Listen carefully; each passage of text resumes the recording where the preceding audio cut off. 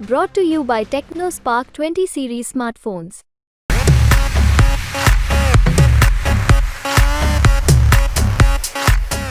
ક્ષત્રિય સમાજની લાગણીઓ દુભાઈ છે અને એમની હટ પણ છે કે ભાઈ રૂપાલા સાહેબનું તમે ઉમેદવારી પત્ર પાછું ખેંચાવો. એમાં હજુ સુધી સરકાર સાથે કોઈ કોમ્પ્રોમાઇઝ થયો નથી.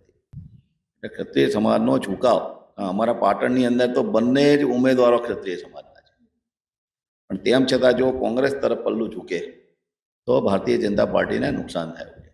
બીજું, આ લોકસભા મત વિસ્તારમાં 4 વિધાનસભા મત વિસ્તાર એવા છે કે જે કોંગ્રેસના થી પ્રભાવિત છે. 4 ધારાસભ્યો કોંગ્રેસના છે. રાધનપુર છે, ચાણસમાં જે પાટણ છે, આ બધા કોંગ્રેસના ધારાસભ્ય છે.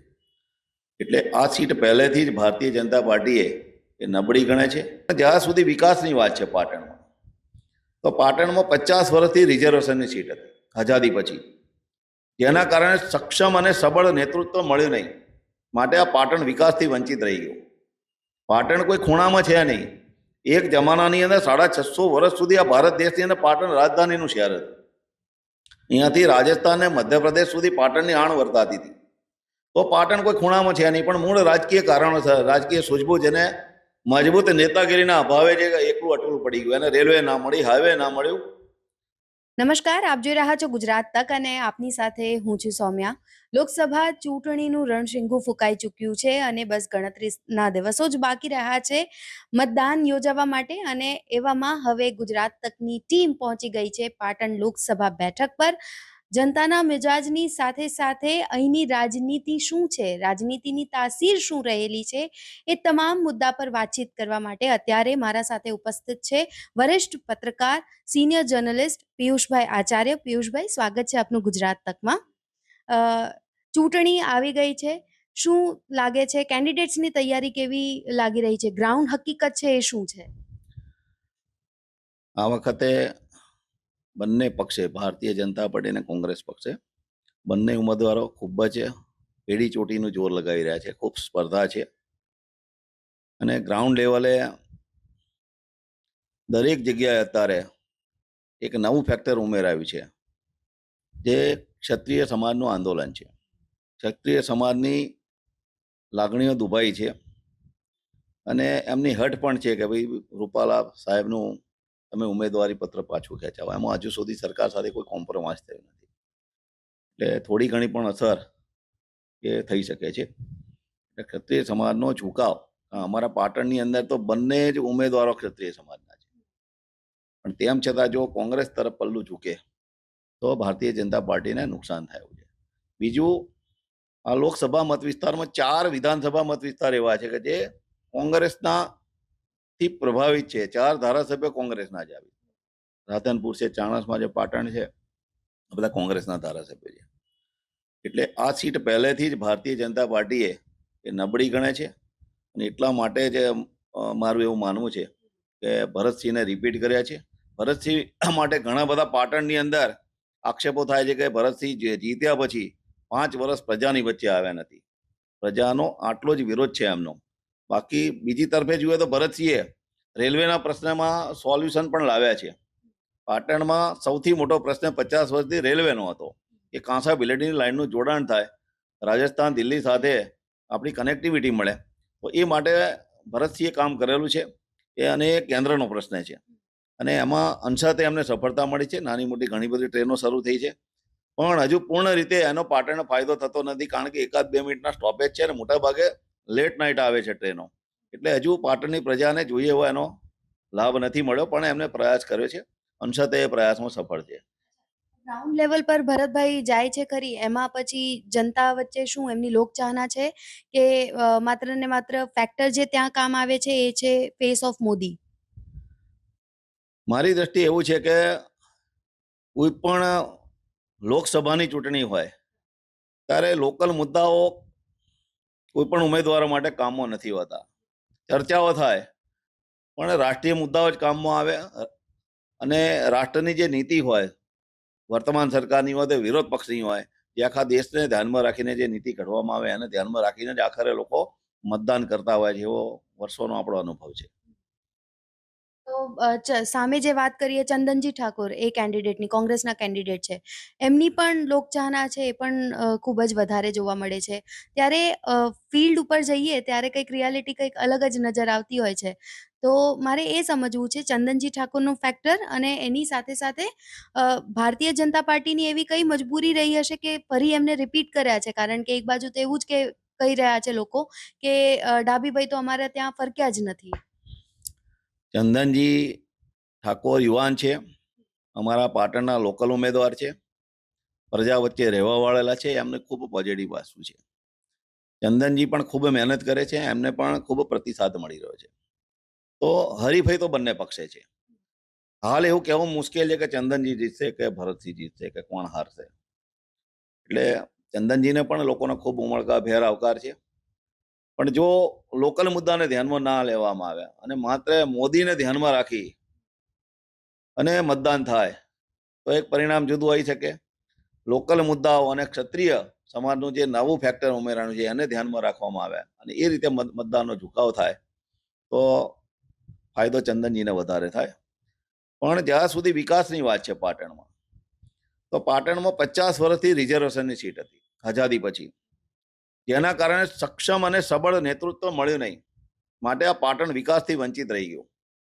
પાટણ કોઈ ખૂણામાં છે નહીં.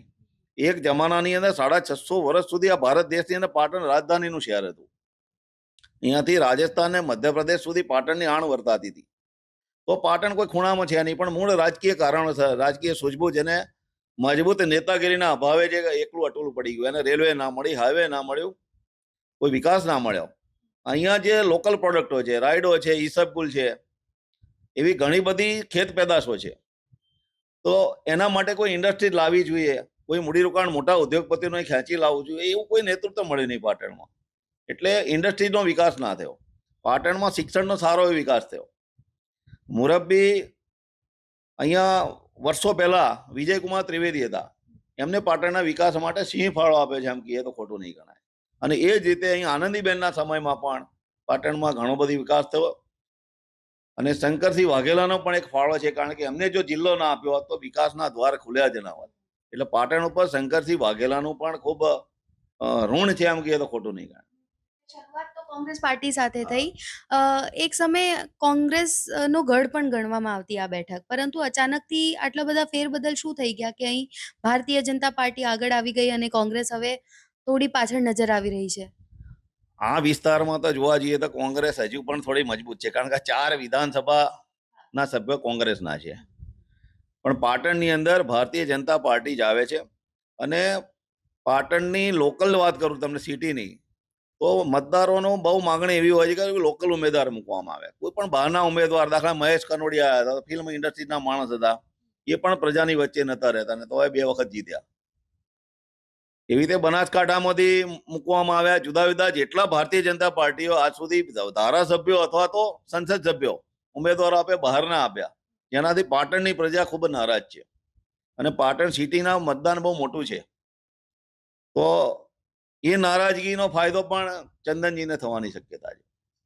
20 લાખથી વધુ મતદારો છે આશરે આ બેઠક પર. શું લાગે છે એમાં પણ ઠાકુરો પ્રભુત્વ ધરાવે છે.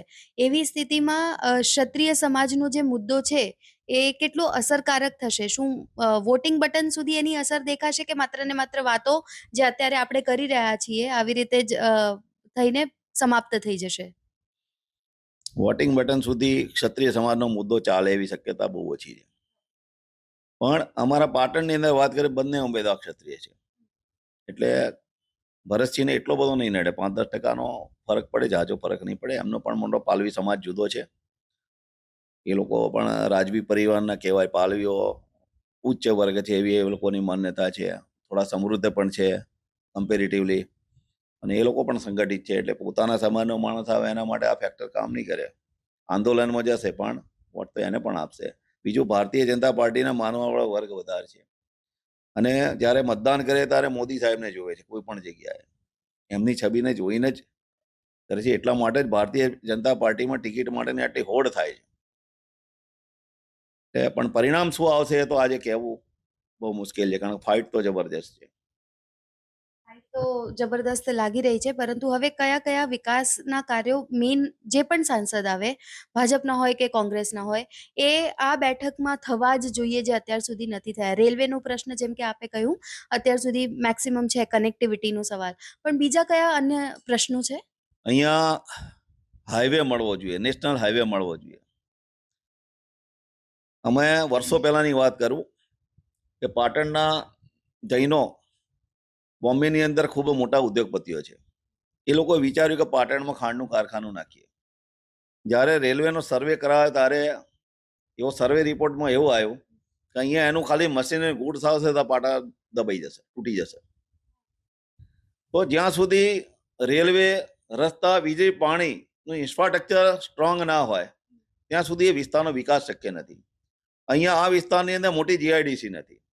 આ વિસ્તારની અંદર જે ખેત પેદાશો છે, લોકલ પ્રોડક્ટ છે, જ્યારે એરંડાની ખેતી બહુ મોટી થાય છે, રાયડો થાય છે, જીરુની ખેતી થાય, તો એની જે આડ પેદાશો થવી જોઈએ, મોટી ઇન્ડસ્ટ્રી થવી જોઈએ. એ ઇન્ડસ્ટ્રી માટે આ નેતાઓનું શું કામ છે કે એને ઇન્ડસ્ટ્રી માણસોને ખેંચી લાવે, ઉદ્યોગપતિઓને એમને સુવિધા આપે. અને આ વિસ્તારમાં ઉદ્યોગ સ્થપાય એવો પ્રયત્ન થવા જોઈએ, એવો કોઈ પણ જણે માણસે કર્યો નથી આજ સુધી.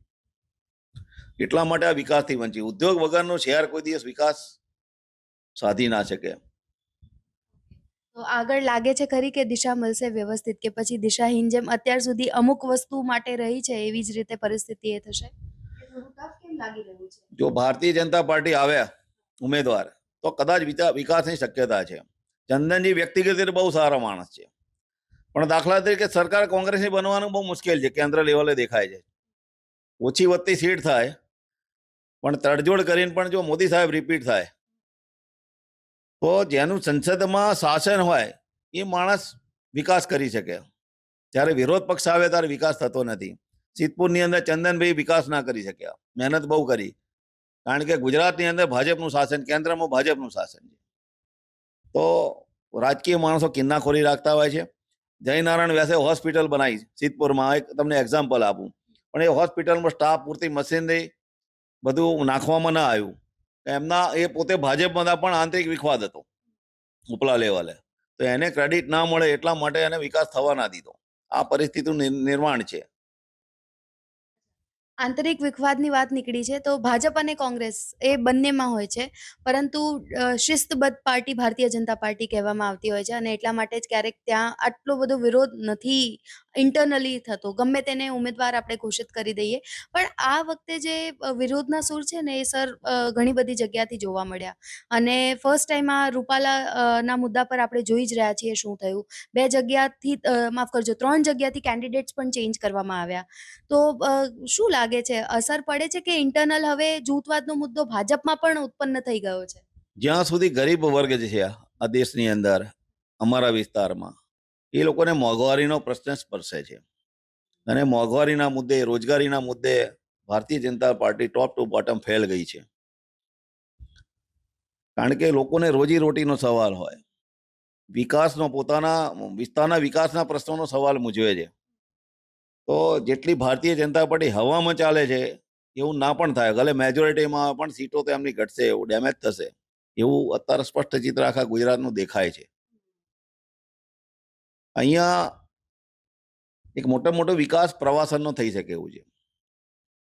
રાણીની વાવ પાટણની અંદર વિશ્વની અંદર 7 અજાયબીમાં એક છે. મોદી સાહેબે એના માટે બી પ્રયત્ન કર્યો છે, ખોટું નહીં કહેવાય. આપણી 100 રૂપિયાની નોટ ઉપર રાણીની વાવનું પ્રિન્ટ કર્યું છે, ત્યારથી પ્રવાસીઓ વધ્યા છે. પણ અહીંયા જ્યારે પ્રવાસી આવે ત્યારે એને રહેવાની સુવિધા નથી. ગુજરાત ટુરિઝમ તરફથી એવું કોઈ પ્રયાસ નથી કરવામાં આવ્યો આજ સુધી. છેલ્લા વર્ષોથી ભારતીય જનતા પાર્ટીની સરકાર ગુજરાતમાં તો છે જ, અને એમ છતાં અહીંયા પ્રવાસનનો વિકાસ નથી થયો. જેની શક્યતાઓ છે વિકાસની, એ દિશામાં કામ નથી થતું. અહીંયા નગરપાલિકાની અંદર પણ અંધેર તંત્ર ચાલે. તમે પોતે એક જર્નાલિસ્ટ છો, પાટણમાં પ્રવેશો તમે જો એકલા દબાણ ઝોપડપટ્ટીથી શરૂ થશે, કોઈ જિલ્લાનો પ્લેસ જેવું દેખાતું નથી. એટલે સરકાર અને આ લોકલ ઓથોરિટી એની વચ્ચે પણ કોઈ કોમ્યુનિકેશન હોય એવું લાગતું નથી. ઠેર ઠેર દબાણો અને ગંદુ ગોબરું શહેર હોય એવું પ્રતીત થાય છે. જ્યારે ટુરિસ્ટોને ખેંચી લાવવા હોય ત્યારે એ બધી દ્રષ્ટિકોણથી આનો વિકાસ થવો જોઈએ. ચારે બાજુથી હાઈવેથી 10 કિલોમીટરથી માણસ એન્ટ્રી કરે તેમ થવું જોઈએ કે જિલ્લા પ્લેસમાં આપણે જઈ રહ્યા છીએ. અને પ્રવાસન ધામમાં જઈ રહ્યા છે, રાણકી વાવ જોવા જઈ રહ્યા છે. એવું કોઈ એટમોસ્ફિયર અહીંયા બન્યું નથી કે એવો કોઈ વિકાસ કે એવી કોઈ સિસ્ટમ ઊભી નથી થઈ. એ બહુ દુઃખની વસ્તુ છે. રાણી વાવની જેટલી હાઈપ આપવામાં આવી છે ટીવી ને એ બધા રીતે એકચ્યુઅલ ગ્રાઉન્ડ પર એ નથી. છેલ્લો સવાલ, કોંગ્રેસની સ્થિતિ અત્યારે જે નબળી નજર આવી રહી છે, હાલ અહીંયા તો મજબૂત જ છે, પણ ઇન્ટરનલ જે ઇશ્યુઝ ચાલી રહ્યા છે એના પાછળ કયા કયા ફેક્ટર જવાબદાર હોઈ શકે આપના મતે? અત્યારે પરિસ્થિતિનું નિર્માણ એવું થયું કે આ દેશની અંદર સૌથી વધારે હિન્દુઓ છે. હિન્દુની સરકાર એટલે ભારતીય જનતા પાર્ટી અને કોંગ્રેસની સરકાર એટલે મુસલમાનની સરકાર. આ એક માહોલ ઊભો થઈ ગયો છે. અને કોંગ્રેસ તરફથી રાહુલ ગાંધીથી માંડીને કોઈ પણ ટોચના વ્યક્તિએ એવો કોઈ પ્રયાસ નથી કર્યો કે બહુમતી હિન્દુ સમાજને પોતાના પક્ષ તરફ ખેંચી લવાય. એવો કોઈ એમના ચૂંટણી ઢંઢેરામાં છેલ્લા હું 10 વર્ષથી જોઉં છું, એવો કોઈ મુદ્દો હોતો નથી. ગાયો આજ કોંગ્રેસ વાળા પણ આપણે ભારત દેશના જ છે, કઈ ઉપરથી આવ્યા નથી, વિદેશમાંથી નથી આવ્યા. તો આપણી જે લોકોની ભાવનાઓ છે, ધાર્મિક ભાવનાઓ છે, ગાય સાથેની છે, ધર્મ માટેની ભાવનાઓ છે, એનાથી કોંગ્રેસ શા માટે વિમુખ રહે છે મને સમજાતું નથી. ત્યાં અંધાધૂંધી છે, એનો કોઈ દીર્ઘ દ્રષ્ટિ હોય એવું લાગતું નથી. એટલે વધુ ને વધુ એમનું પતન થઈ રહ્યું એનું એ કારણ છે. કારણ ઉપલા લેવલથી આ નિર્ણય લેવાનો લોકલ કાર્યકરો સમજે છે. અમે ઘણીવાર વાત કરીએ, લોકો સ્વીકારે કે પિયુષભાઈ બરોબર છે તમારી વાત, પણ અમારું પણ ઉપર કોઈ સાંભળતું નથી. આ દશા છે. એટલે માત્ર લોકોના જનમાનસ ઉપર અત્યારે એવી વાત છવાઈ ગઈ કે કોંગ્રેસ પાર્ટી એટલે મુસલમાનની પાર્ટી. એ એને બહુ જ નુકસાન કરે છે. ઠીક છે, તો એટલે ધન ફેક્ટર કામ કરે છે કે નહીં એ તો આવનારો સમય જ બતાવશે. થેન્ક યુ સો મચ આપનો કિંમતી સમય અમને આપવા બદલ સર. તો હવે પાટણ લોકસભા બેઠકનો જંગ છે એ ખૂબ જ રસપ્રદ અત્યારે તો બની ગયો છે, પરંતુ પરિણામ છે એ પણ રસપ્રદ અને ચોંકાવનારા આવશે હાલ તો એવું જોતા લાગી રહ્યું છે. સહયોગી વિપિન પ્રજાપતિ સાથે સૌમ્યા સિંહ, ગુજરાત તક, પાટણ.